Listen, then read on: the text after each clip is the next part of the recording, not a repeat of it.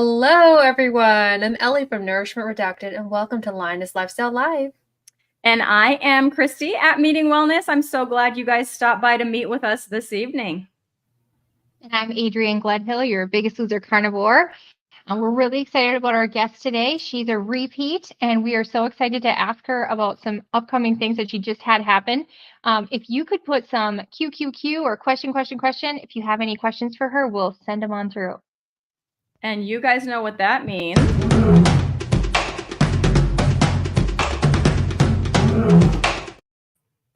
hope you like that. It's time for the roar of the week, and we have a good one for you. So without further ado, this is from Sydney Snyder saying, been carnivore for 4 years and 4 months. And I would say it takes an average of 6 months to become completely fat adapted and see real results.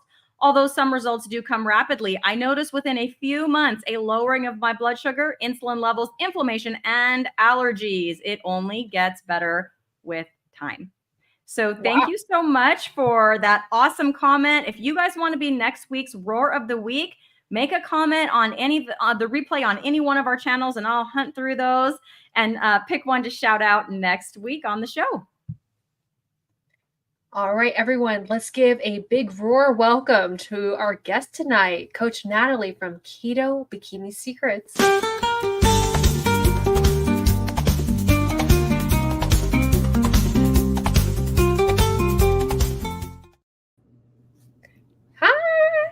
Hey, ladies, lionesses. So great to see you, Coach Nat. Welcome back. Thank you.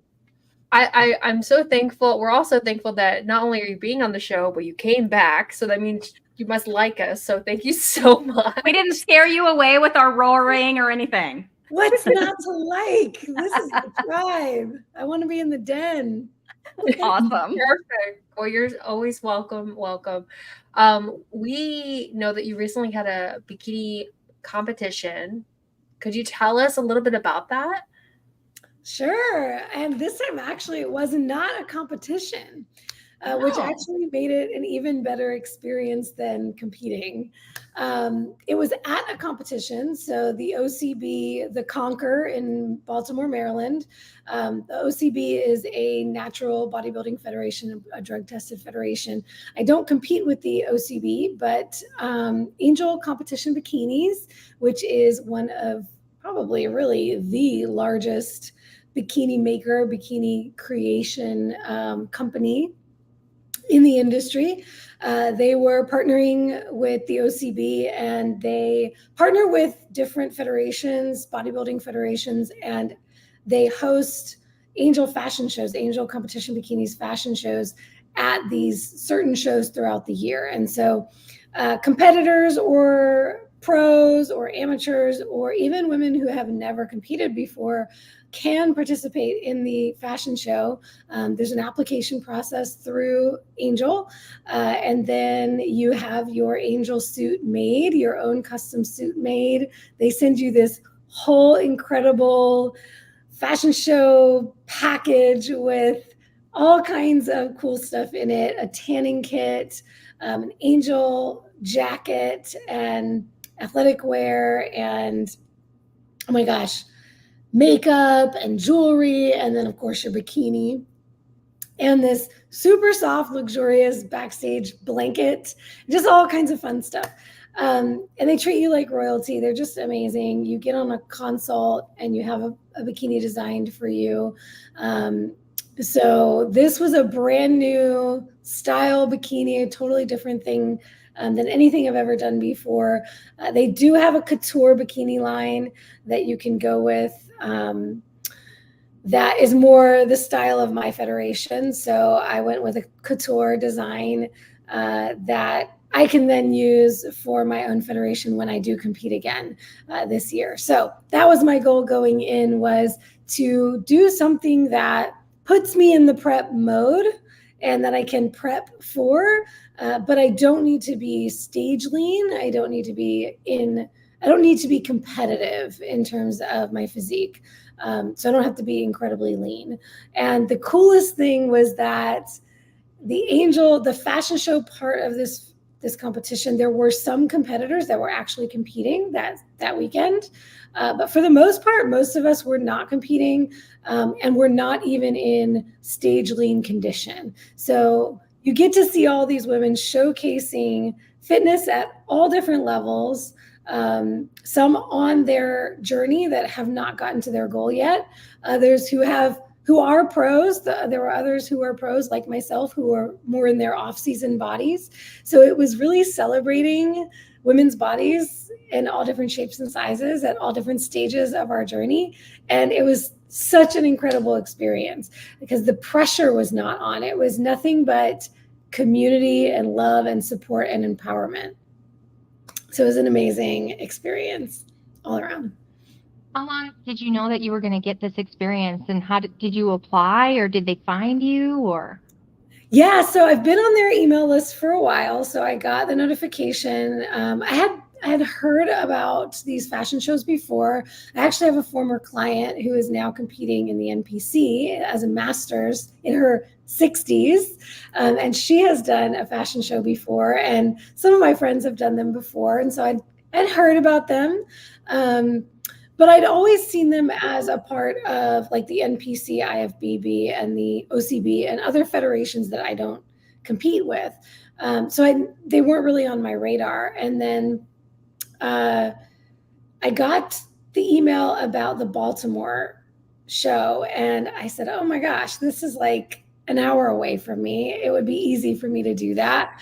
I'm, kind of in this stage of my season where I don't feel super comfortable I wouldn't feel super comfortable getting on stage in a competition style bikini because they are incredibly revealing and you see it all. But I thought this would be a good challenge to do. So I think it was, maybe 6 weeks out, I decided to do it. I applied maybe 8 weeks out. I got accepted. Then I went through the process and I committed about 6 weeks out. So I only had, a short period of time to get ready.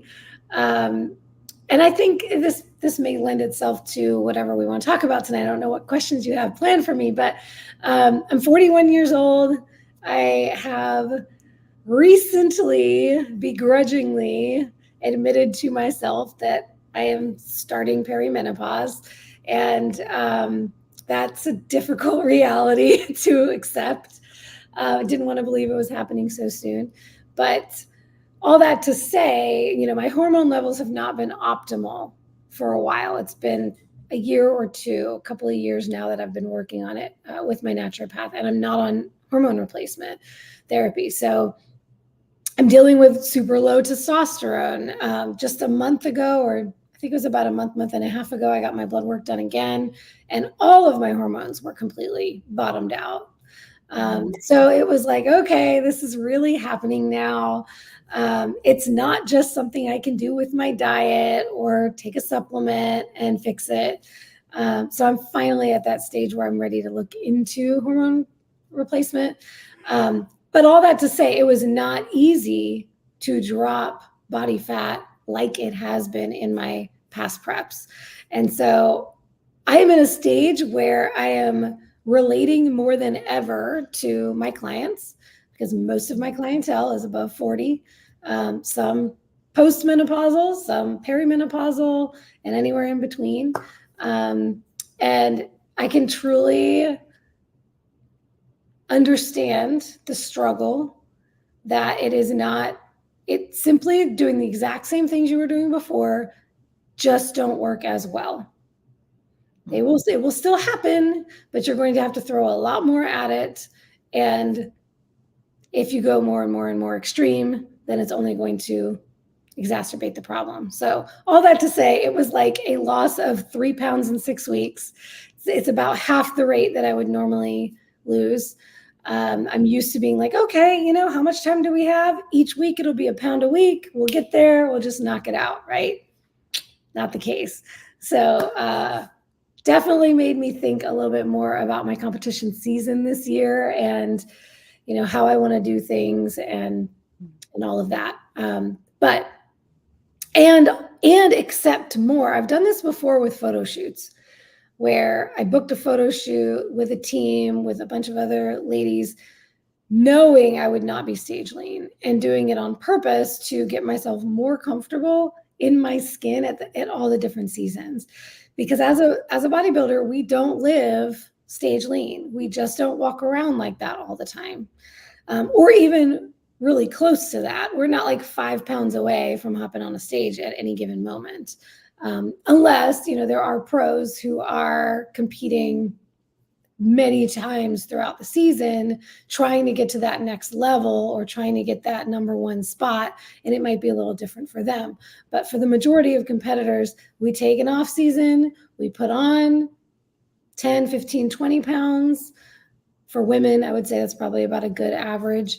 Some go even higher than that. Some go up to 30 pounds in the off season and then take it all off for a stage. And that's not an overnight process, especially not for those of us over 40 dealing with hormone issues. Well, first, I would just like to say that's amazing because, I hate trying to take weight off. So props to all of you wonderful ladies who do that. I don't know how often the cycle goes. I thought of so many questions when you were talking. But since you were talking about perimenopause and thinking about hormone replacement therapy, if you do something like that, what type of therapy are you leaning toward? And do you know the data on, once you start that therapy, will it help you get back to being able to lose the weight the way you could before? Yeah, I just started going down the rabbit hole probably just a few months ago. Okay. The first year and a half that I was dealing with the low hormones, well, particularly for me, it was just testosterone for the first year and a half. This last month was the only time I've ever seen everything bottom out. And I had stopped taking all of my daily supplements because I've been doing a lot more rigorous testing on everything. I've been really interested in optimizing my health. And so I did a GI map. I did a hormone map, which is kind of like a Dutch test, but I didn't do the Dutch branded test, but I did a hormone map. I did a stool. Well, the GI 360 map was a stool test. I did the SIBO breath test. I did an organic acids test. I pretty much ran the gamut of every functional naturopathic recommended test you can get, just to see everything. And so along those lines, I did a hair mineral analysis. And that was one of the first ones that I did. And so what I discovered was, okay, my copper and zinc were both low, but my copper was even lower in relation to my zinc, because with minerals, it's all about balancing. And so I had been kind of going down the rabbit hole learning about copper, and decided to do some testing that tells you a little bit more about your copper balance levels with other minerals and metals. And it was certain markers I had to test that the requirements were to stop all supplementation of any kind, herbal and mineral. So I took everything out for a week. And this is the longest time that I've ever not been on any supplements at all, including my minerals. And that was when I decided to also go ahead and get my hormones tested again, because it was around that time of the month that I typically get those tested. So I thought, well, what the heck, let's do that at the same time. And I saw everything bottom out. And it made me think, I've been working with a naturopathic doctor for 2.5 years or 3 years now. And there are some supplements I've been taking, including DHEA and pregnenolone, to help the mother hormones, to help drive my other hormones, namely trying to get testosterone up. But I've never had any issues with estrogen or progesterone until I took all of that out. And that's when it made me think, aha, perhaps the DHEA and pregnenolone, the time that I've been taking it, have been helping to keep those other hormones up and striving to get that struggling testosterone up, although it just really never, it kind of would go up and down, but under the lowest level, never came up into the normal range. So it started to make me think, okay, possibly the only reason why my estrogen and progesterone have stayed where they were is maybe because I was on those supplements. And so once I started taking them again, I haven't tested again yet, but I did get my cycle back this month. I didn't get it. I skipped it last month when I also noticed that all the hormones were low. And by the way, because I did a full hormone panel, I also saw that the LH and the FSH, yes, were both super high, which is basically telling you you're in menopause. So everything was pure menopause. And then the hormone map basically confirmed all of that as well. So I was like, this is interesting. And now I have my cycle back. So I suspect that those supplements I am taking are helping. And it's interesting. I've been really diving in. I don't know if you all are familiar with Dr. Mary Claire Haver. She is like everywhere all of a sudden. She's one of those that, pop up like on the interwebs, and then all of a sudden you see them everywhere. It was like Dr. Chafee, right? It's like out of nowhere. Oh my gosh, I'm seeing this person everywhere. Well, she is always trying to educate women about what you need to know, how to approach your practitioner, what to ask your doctor, what to make sure you're getting when you're asking about hormone therapy. So I'm certainly not an expert on it myself, but Dr. Mary Claire Haver, and then this other woman I found recently, I found the video that was the video that answered all of my questions. It was literally this morning. I kid you not. There are no coincidences under the sun. Clearly, we're meant to be talking about this right now. Yeah. But I have to go into my history and tell you who it was, because I've seen her a little bit. I'm not as familiar with her name, but she confirmed what I had been going through. She went through the exact same thing. She said, we suspect, or we expect all of our hormones to just drop at some point in time, and now we're going into menopause, right? Or we're in menopause. That's not how it happens. It can be up, down, all around for up to 10 years on perimenopause. And it could be different hormones at different times. So for her in particular, she mentioned early in her 40s, it was her testosterone first. And I was like, oh my gosh, that's me. And then she described, they talk about low libido being the sign of low testosterone. It is low libido, losing muscle mass or inability to gain muscle mass, and more difficulty losing body fat, which that has been my existence the last couple of years, right? I know I gain muscle very easily. I know I usually lose body fat pretty easily. It has not happened that way, at least not according to the data. I do think my pictures tell a different story, but at least according to what the bioelectrical impedance scales are telling me and things of that nature, it would look like I didn't gain any muscle and I haven't lost body fat. So she mentioned that the libido thing, here it is, Dr. Susan Hardwick. Dr. Susan Hardwick, and then there's a hyphen, and I don't see the rest of her last name, but she's the other one, redhead, Hardwick Smith. All right, so those two ladies, and then there's a bunch of others, but those are the two right now that I've been getting a lot of great information from. They both mentioned that the Menopause Society meeting room. Yeah, we're not going to spend a lot of time here because we don't want you to wait. But just a few minutes of filling out paperwork. We do it all electronically, and then you'll be guided into the rest of the office. So come on back and let's take a look. Yeah, that was her. Okay, great. I just wanted to share that just in case anyone wanted to look into that. Yeah, and Mary Claire Haver on her site, I forget what it's called. She actually has a site called something else, but she has a referral list of practitioners. So you can like type in your state and you can find people in your area that her clinic recommends if you can't work with them locally. And then she and I think both of them point to the American Menopause Society, and they have a recommended list as well, or they have a list where you can find practitioners. So that was something I've done recently. I have a whole list to go through now. I need to find a new doctor in my area anyway, because we're new to the area. So I thought this is the perfect time. Let me find someone who offers HRT and not just bioidentical hormone replacement. But Cristie, to your question, there's a lot of controversy out there about testosterone replacement.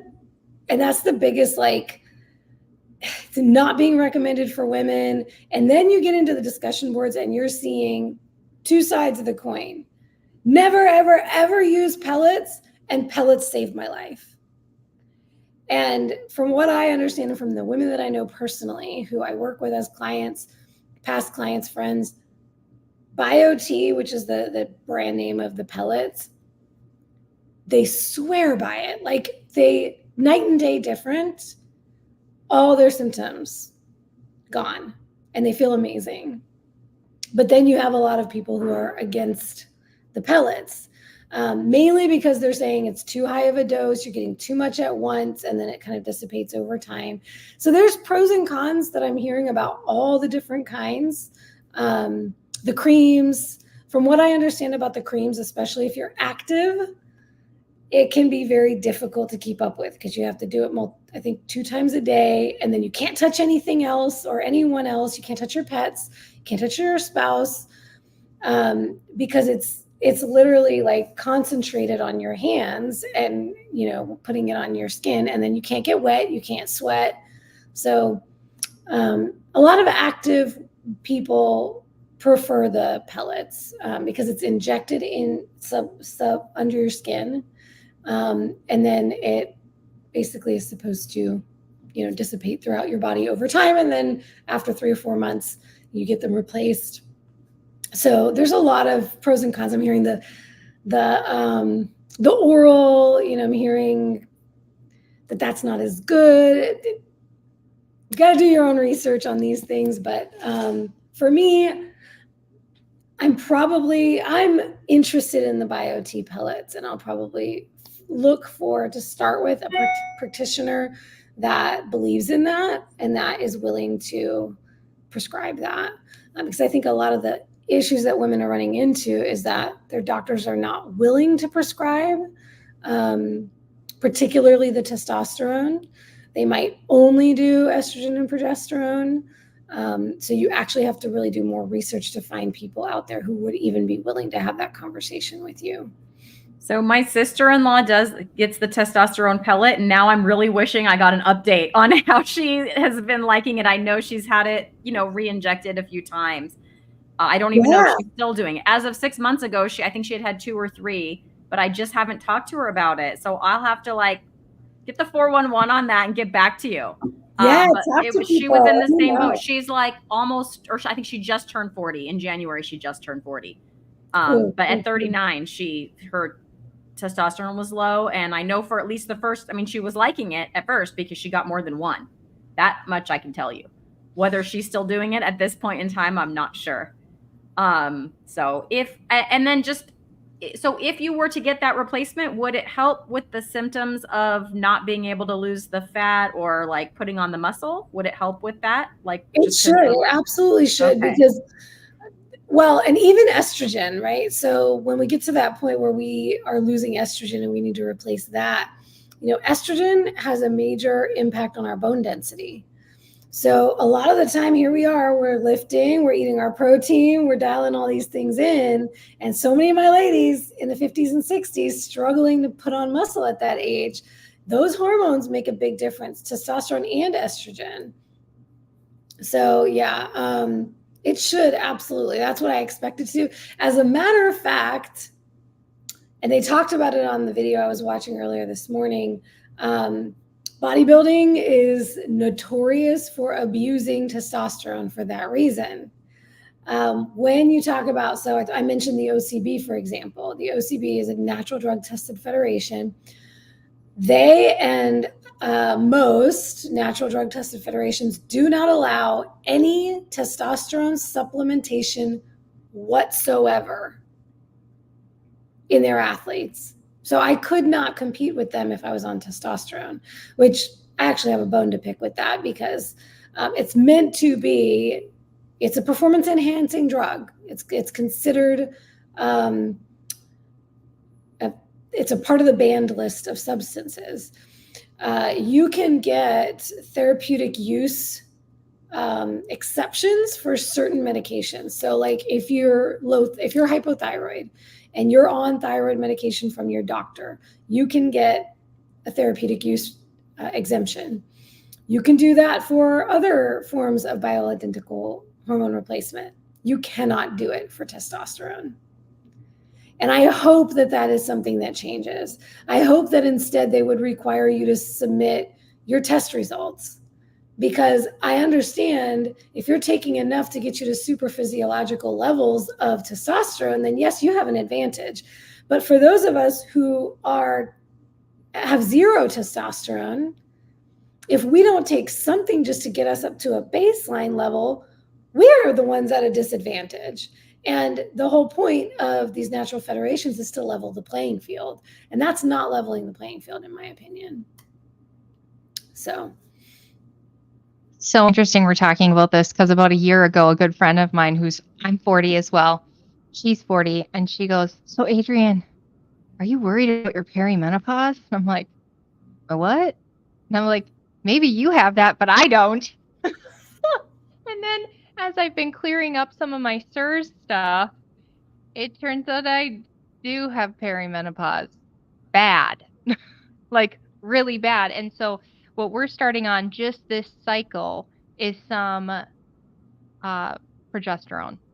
And it was based on my testing. My testosterone actually came back through the roof, which doesn't match the symptoms at all. But he said that that was just a sign that my androgens were off. I might be saying it wrong. Yep. I'm off. And he said, even though it didn't look like it on that one day of the test, I'm estrogen dominant. So we're going to start some progesterone. So it'd be interesting to have you back at the end of the summer, and we can talk about, like, because you're taking a different path than I am, and how did it go? Yeah. Hopefully we both say, "Gosh darn it, we're feeling so much better." Because I've been working my butt off too. And then and my cycle is so bad. It's 21 days, 21 days, 45 days, 21 days, 21 days. Yes. A month ago, a month ago, in a 5-day period, I gained 13 pounds, and I did not change my food. I was eating Lion diet, and I did not change my activity, and I gained 13 pounds in 5 days, and it hasn't gone away yet. Wow. I know. Yeah. That's enough to like just make you just want to hide and cry. Because I've been working so freaking hard. Incredibly frustrating. And as content creators, we need our energy and our focus to be there. We need to feel like getting in front of the camera. And I know for me, the last couple of years have definitely been out of character for me, of just apathy, general apathy toward working out, apathy toward getting on a video and taking action and doing things that would normally be so easy to do. And it's these things that we don't really pinpoint what's going on here. You know, if we're not tuned in, we talked about it last time about the importance of being tuned into ourselves and our bodies. When we do lean into that and we're observant of what's going on with us, we start to realize, wait a minute, this is out of character for me. Something's off here. And then we can dig deeper and figure out what it is. I'm glad you figured it out and got that testing done. Because the other thing too, with perimenopause, it's so up and down depending on when you test. You could get everything looks fine, or you could get this is out of whack, or this total other thing is out of whack. It's crazy. There's no way in reality I have high testosterone. I very much have the symptoms of low testosterone. So something was just really wonky that day. Yeah. Like I do not have an amazing drive. And well, you know, PCOS is a high androgen state. So when you're out of balance and you actually have too much androgen, that's what can drive PCOS. And a lot of people get it mixed up when they have low testosterone. I've been seeing some of this lately because I've started getting more like hormonal acne. And it's the kind that's like the cystic, deep acne that I never had before. And it might just be spots, but it's like, it's a deep, what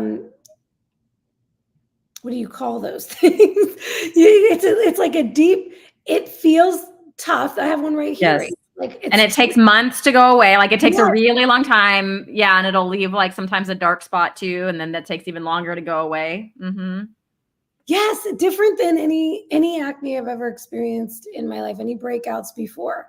And a lot of the time they get it, they think, you know, you have high androgens, because when they say that that's a symptom around your jawline, the cystic acne. But here I was, complete opposite end of the spectrum, having the same symptom.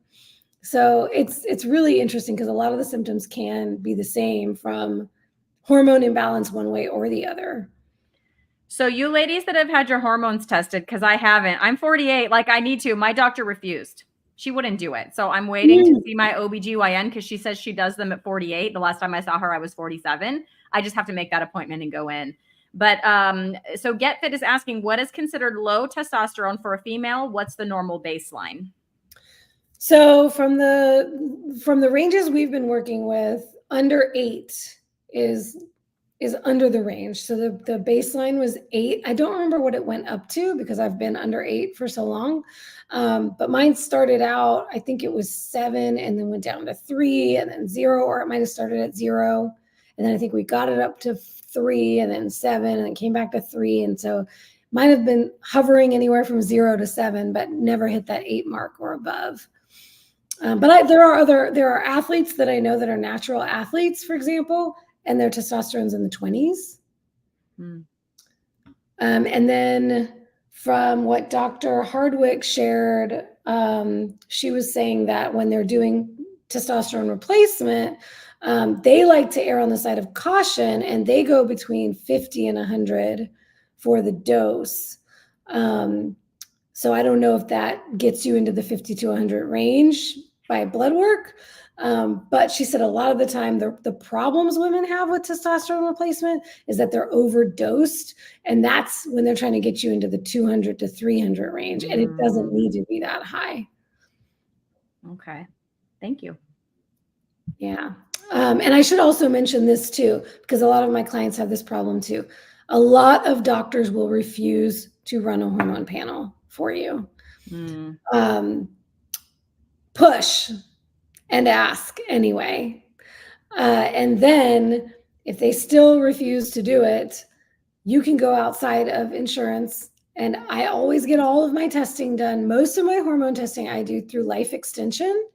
It's a supplement company, and they offer testing, and they offer, I got most of those tests I mentioned to you, I got directly from them. Did not have to have a doctor's recommendation script, nothing. And their pricing for the female hormone panels is pretty decent compared to a lot of other direct labs. They bundle them, and then they'll do deals from time to time. And so I usually wait for the deals to come around, and then I grab a bundle. But also my newest favorite place to go is ultalabs.com, ULTA labs. They have every different lab you can imagine. But I think theirs is all blood work. So if you wanted to do like the urine or the saliva, you'd have to go elsewhere for that. But Life Extension has some of that. Yeah, my hormone was a spit test. Was yours?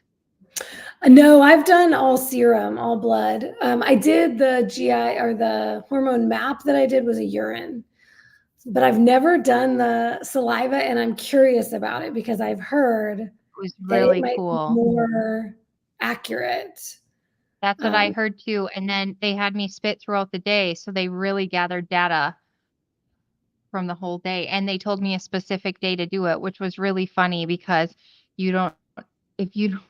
is my cycle going to be 21 or 47 days this month? We don't know. Right. But if you could just please pick 5 days before your period's going to come, that'd be great.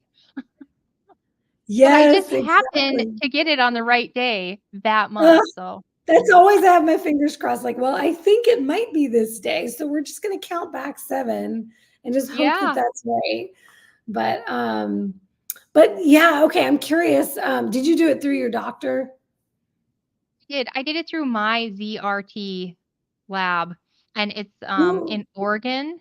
But I've also done it through Life Extension, and that was great too. And then the other thing I wanted to ask you about is, you know what some people are thinking out there, because all our people are carnivores. Why don't you just eat more fats? That should fix it. I just want to add my piece there that I have been eating meats and I have been eating fats and I have had a very clean diet and it didn't heal it. It didn't. Yep. I tried that as well. Got my fats up higher than they'd ever been before. Did that for a while. Did not move the needle. What's interesting is I played with carbs. I actually took the fats. Yes, that's the next thing they'll say. Play with some carbs. How did that go for you? So, and I didn't take the fats down very far. We were basically just bulking. I don't like to use the term bulking, but I was in a building season. So, and my naturopath is very much about, okay, if you put on a little more body fat and if you get your calories up higher, then it should help, right? So we started with the fats first. I think we started with the fats first, got those up like 150. I mean, I weigh, I'm 125 pounds soaking wet. So I went over my body weight in fat. That didn't move the needle. Then I kept the fats maybe around 120. It was still a pretty decent amount of fats. And then I started bringing the carbs up. That did move the needle a little bit, but it still didn't get it into optimal range. And I wasn't feeling great. I had other things that were just like feeling sluggish and bloated and all the same kind of reasons why I took carbs out in the first place, right? A little brain fog, all just not functioning as well. So, and we had gotten all the way up to about 100 grams of carbs. So I pulled those back down. I felt better when I would do more under 70 and then 50 and then maybe around 30 to 50. And so now I pretty much play in either carnivore ranges anywhere up to 30 grams of carbs a day. That's where I feel my best. But so neither the carbs, the fats, the carbs and the fats, like getting all the calories up, getting up to, I pushed my higher levels of body fat, higher levels of body weight, to the point where I was uncomfortable in my body. And I was like, yeah, you know what? We had a chat with my naturopath and I was like, I don't think pushing body fat and pushing calories is really going to help us get anywhere at this point. And he agreed. And that's when I started going in the other direction and lost a little bit. And I do feel better, just like, a few pounds down, but yeah, somebody mentioned Dr. Bright, and how she says, there's no such thing as perimenopause. And she doesn't mean that there's no such thing as the stage. She means that you should be able to fly through it without any symptoms, is what she means, right? Like, we are going to lose our hormones. That is going to happen. We are going to go into menopause. But yeah, that was the comment. Exactly. And I've heard her speak on this, but she believes that if we just eat a species appropriate diet and high fat, then we just won't we won't experience any of the symptoms of perimenopause. We'll just go right into menopause, smooth. And I don't know about y'all, but I've heard some of the chats with a lot of the long-term carnivores, females, and some of them had really great, easy transitions. Others did not, despite being strict carnivore.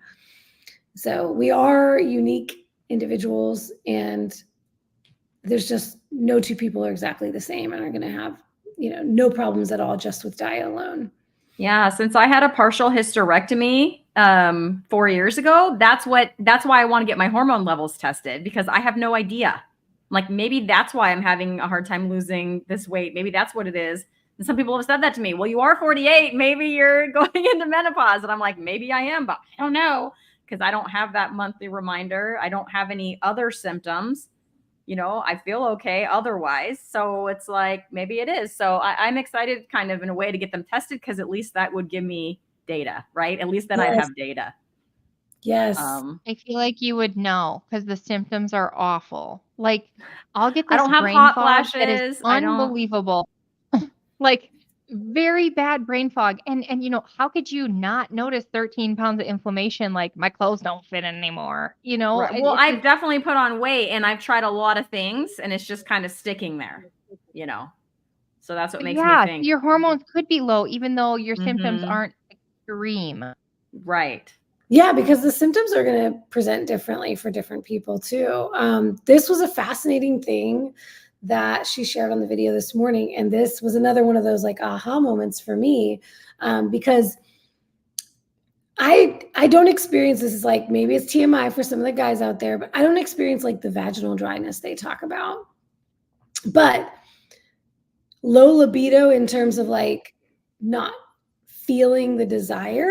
And this is what they were explaining. They were explaining, I loved how she broke this down. She was like, desire and arousal are not the same thing.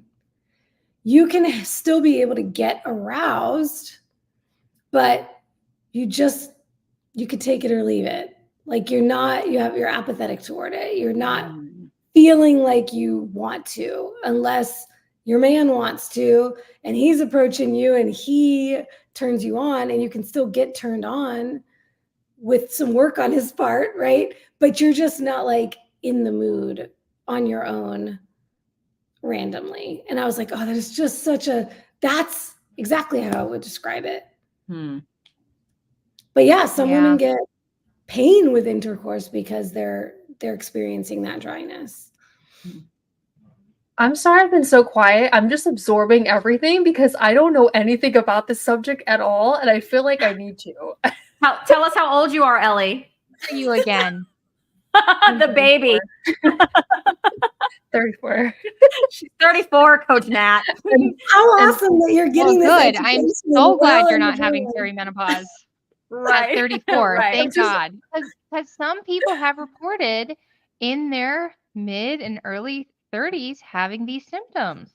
But what I've been researching is that they're saying that this actually isn't natural. It's caused by our toxic environment. That's what I've read. Yeah, the endocrine and so disruptors it's are happening everywhere. more and more, and it's not a good thing. But to me, that also makes me feel like maybe we can do something about it. I don't know. Yeah, Maybe honestly, it's healable. The number one thing beyond, even before diet, I hesitate to say that, but there are so many endocrine disruptors in our environment, and the most are in our personal care products. And this is why it impacts women even more than men. Because we have an expert coming on next month to talk about that. Oh yes, I will be all over that one. Yeah, because like we're putting stuff on our skin, on our face, and our hair all the time. And then all the things we use in our homes, and we're usually the ones doing that work, right? So, years ago when I first went paleo and I was all about the natural living, right? I got rid of all the chemicals and I replaced everything with natural. And then the pandemic happened and the budgetary restraints came in, and then I went right back to the chemicals. And then it was maybe a year ago that I just started like slowly getting things back out. And now, ever since all this has been going on, I'm like, okay, I've replaced my shampoo, my conditioner, I'm starting to replace as many things as I can, and go natural on, everything that I can, because that is one of the biggest problems. So what shampoo and conditioner do you use? Oh, okay. Oh gosh, I need to find the brand. So I don't know if y'all know this, but I am a nutritional therapy practitioner. So I do have a FullScript account. FullScript is a supplement dispensary. So I order all of my own supplements through there, and then I make recommendations for clients through there.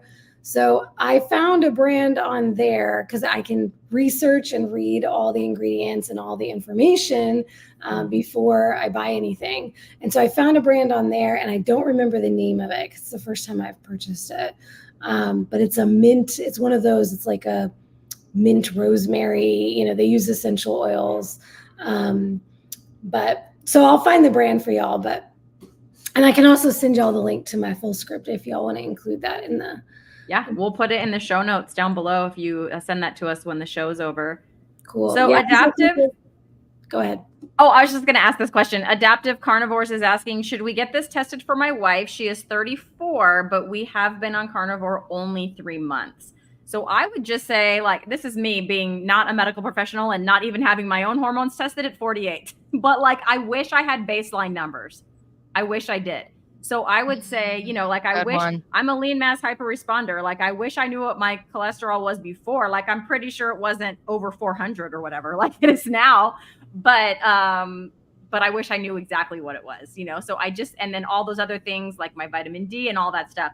So I would say getting it tested now, I mean, being only 34, that's the same age as Ellie up there right above me. She's feeling fine. She's feeling great, you know, but you don't know until you have baseline numbers. So at least then you would have something to sort of check it against, you know, if she does start feeling some symptoms. But I'm going to bow out now because I'm not an expert. Let some of you other ladies talk. Question. So what are some symptoms that you might have, especially like in the early 30s, and if, you know, the beginning signs, like what are those? I don't even know that. Oh my gosh. Gosh, I mean, it could be, there's so many that runs the gamut. I never had any hot flashes, but I did have night sweats, and it would be intermittent. So not all the time, but like randomly I would wake up in the middle of the night, like drenched in sweat. I have to change. So I suspect that's like really from hot flashes in the middle of the night, right? But, you know, I also experienced some weird things with my cycle when I went carnivore, when I first went carnivore. So I would say to this question about, you know, you've been carnivore only 3 months, what I would really wish you would have done, and what we all would have done, was baseline our numbers before we went carnivore, right? And I do have some blood work I was doing with my doctor, because we started working together when I was coming out of eating disorder recovery. So I had been eating carbs. I'd been allowing all foods, which put on a lot of excess body fat. And so when I first started working with him, we went back to keto. We basically went back paleo, keto, and then eventually I went carnivore. And so I do have some to where when I look back at my numbers, I can say, oh, that's when I was still having carbs. That's when I had gone keto. That's when I went carnivore. And so I can kind of see along that timeline. So that would be the best thing to do. Of course, when's the best time to plant a tree? You know, if you didn't do it yesterday, do it today. I would say go ahead and start. And then I love quarterly blood work. Some people like to do every 6 months, but it's never too soon to start, especially women's hormones. Get them when you're still cycling, because how are you going to know what's not right if you never checked it when you were cycling? And a lot of the time, the doctors that I hear talking about this stuff say it would be better to start and get that baseline.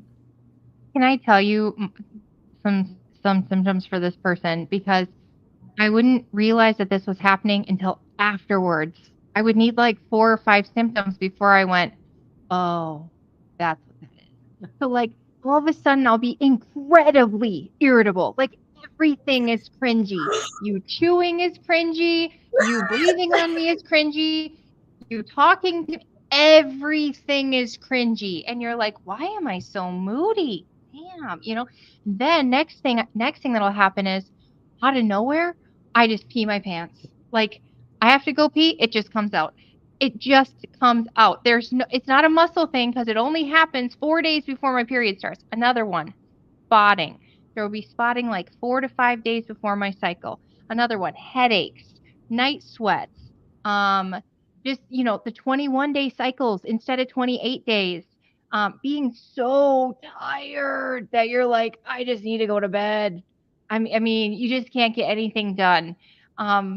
Just horribly low sex drive. Like, please don't ever touch me again.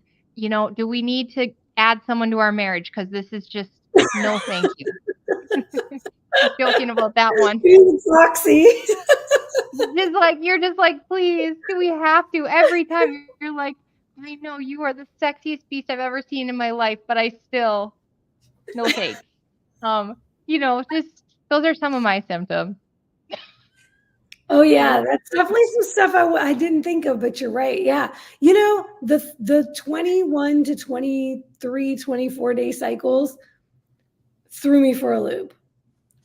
I never would have thought that that was a perimenopause sign. I thought you start your cycle starts lengthening out, and then you start skipping periods, and then you eventually just don't have them anymore. I had no idea that it can go in the other direction. You get it twice a month. So yeah, that was a big one. Wow.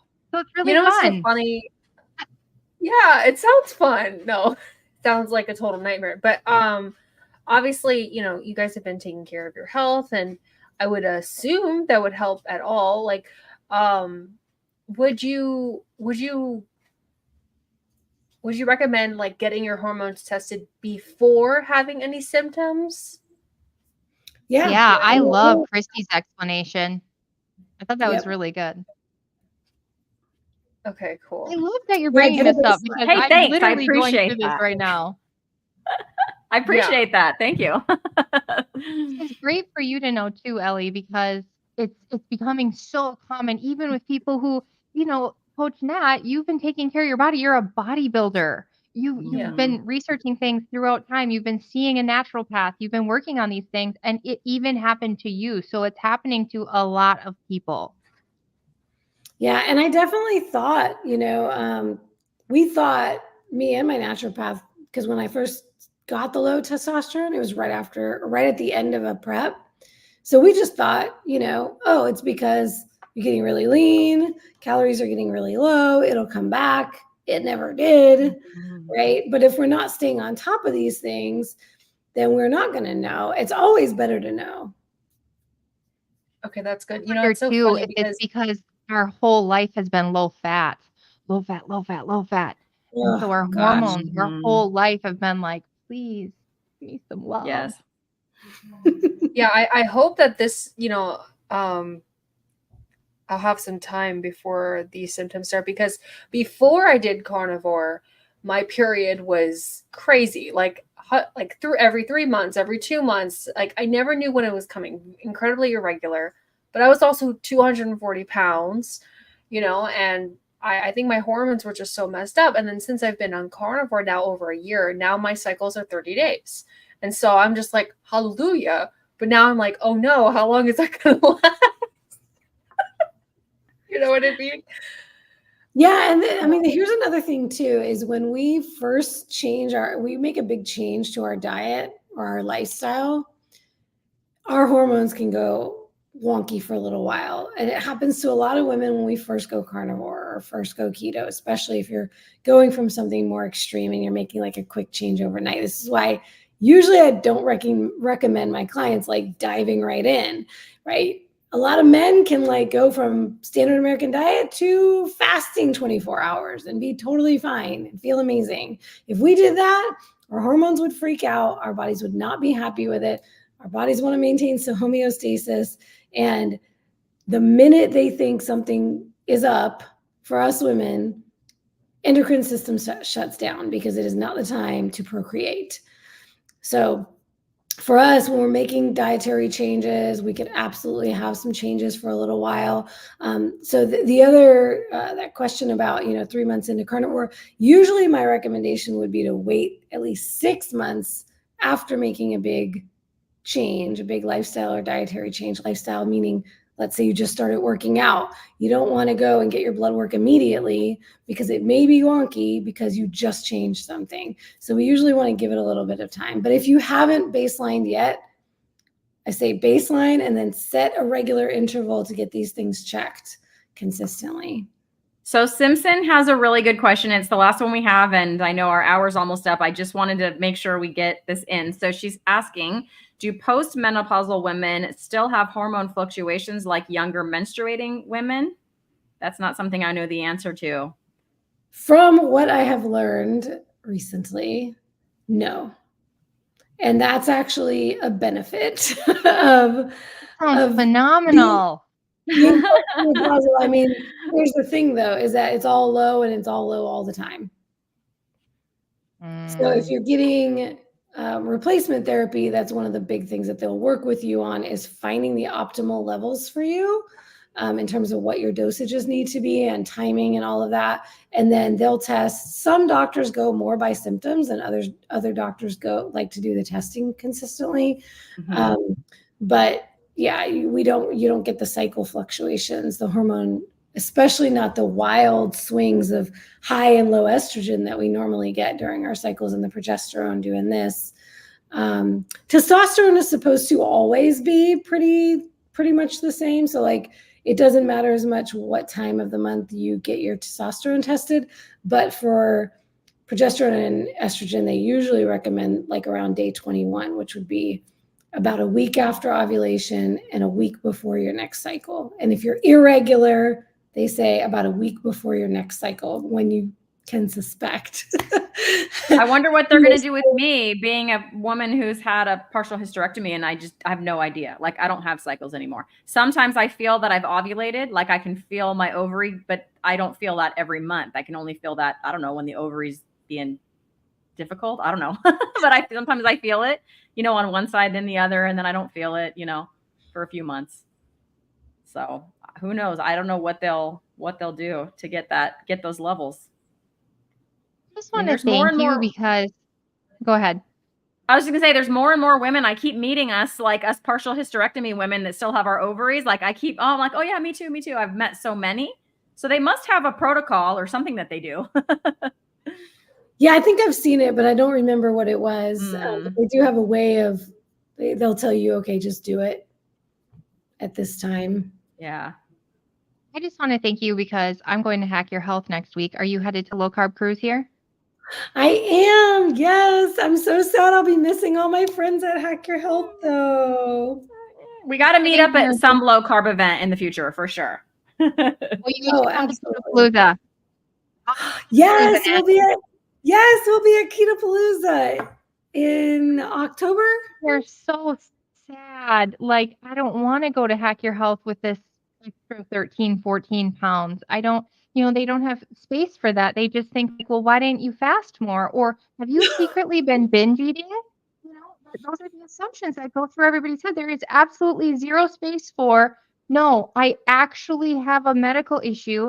And if I freak my body out by trying to push what it doesn't want right now, it doesn't want me to have, it wants me to have this 13 pounds for some reason. I hate it. I don't like it, but I don't know. So I just feel like I have a little compassion for myself, even when other people might not. And also have some compassion for you too, that you're headed on this cruise. And but no compassion, actually jealousy. Well, yes, I can relate in saying I wish I was a little leaner before I get on a cruise ship, going to the islands, wearing bikinis. But at least they're not stage bikinis that I'll be wearing at the pool. So, and I can wear cover-ups and all of that. So, too funny. We were just yesterday, today's Tuesday, I did my Monday masterclass and I did it on body image and the emotional roller coaster of this health and fitness journey and how we have these ups and downs. And I have one of my clients who was mentioning how, she will try on 10 different things in her closet because she doesn't like the way it touches her skin and her fat and this, that, and the other, right? And I was saying how great it is. I think it's actually a wonderful coping mechanism to find something comfortable for you to wear that you feel good in and not feeling like, oh, I hate the way this particular outfit fits on me now and I just have to wear it, Go into your closet, try on all the things if you need to try on all the things. Wear something that makes you feel good, feel confident, comfortable. And so I will be packing both the form-fitting and the loose-fitting. You just never know, and prepared for anything. And I'm just excited. I absolutely love the Low Carb Cruise. It is such an incredible group of people. It's so close-knit. You get real time with people. It's like a smaller incubator kind of environment. And it's amazing. I love the people behind it. So if anybody is interested in the Low Carb Cruise next year, we are going to Alaska And I cannot freaking wait, y'all. I'm going to. We already signed up. Are you going to Alaska? I've been kicking that one around because they have to like set. I've never been on a cruise. They have to set sail or whatever it's called from my side of the country. So I wouldn't have to like go to Florida or somewhere first to get on that boat. I can just drive. Sign up sooner than later. We just got an email that they lowered our balcony price by $800. So yes, the sooner you sign up, the better. When you say we, Adrian, are you going with your husband? Who's we? Yeah, my husband's coming. Your husband. That's awesome. He won't attend any of the conference, but he'll come enjoy Alaska. This is what I tell people. That's the cool thing about the cruise is you can easily make it a family vacation and they'll actually want to go because it's just not a low carb conference. It's a low carb conference on the sea. And it's a big, beautiful ship with an indoor pool. That sounds magical. Excited about Alaska. Oh yes, yeah, and you've got a year to pay it off. Oh, yeah, long run. There's that. There is that. We had no idea which direction this conversation was going to go, but honestly, it's been medicinal. Thank you for coming on. Yeah, we had so many questions, but we stuck on this topic and I think it was so good. Like I got a lot out of it. It's like motivating me. I need to call my OBGYN because I know she'll test me and just get it done. I tend to procrastinate these things because I'm busy and whatever. And I just put it off to I don't prioritize myself in that way and I need to. That is, and you are not alone. That is a woman problem. That is a mother problem. It's always everybody else, right? I do the same thing. I have that list of OBGYNs and I have not gone back to it yet. So, you know what? I could do that by the pool on the cruise ship. There you go. Bruce, you're cracking me up. I had to put that one up there. Well, Bruce. Adrian, I think it's time to roar. What do you say? Yeah. Is everybody ready to get your roars in the comments? All right, here we go. 3, 2, 1. Roar. Roar. Oh, you guys are good. Roar. Let's go in the comments, guys. I won't see them. I don't see them roaring. Oh, no. There we go. Karen, first one to roar. Thank you, Karen. I'm going to write it. Me. Oh, they're coming. There we go. I don't know what was happening there. Usually we get so many roars. Thank you. Yes. Thank you, Nia. Look at Nia. Woo. It was like a purr and a roar and a. We got heart too. Thank you. Oh, there we go. Thank you, Simpson. And here's Ellie's roar. All right. Well, I would just love to thank everyone for watching. We're so glad you were here. And we have a few more roars. We will see you next week when we have another awesome guest scheduled for you guys. But until then, we'll see you later. Bye. Bye.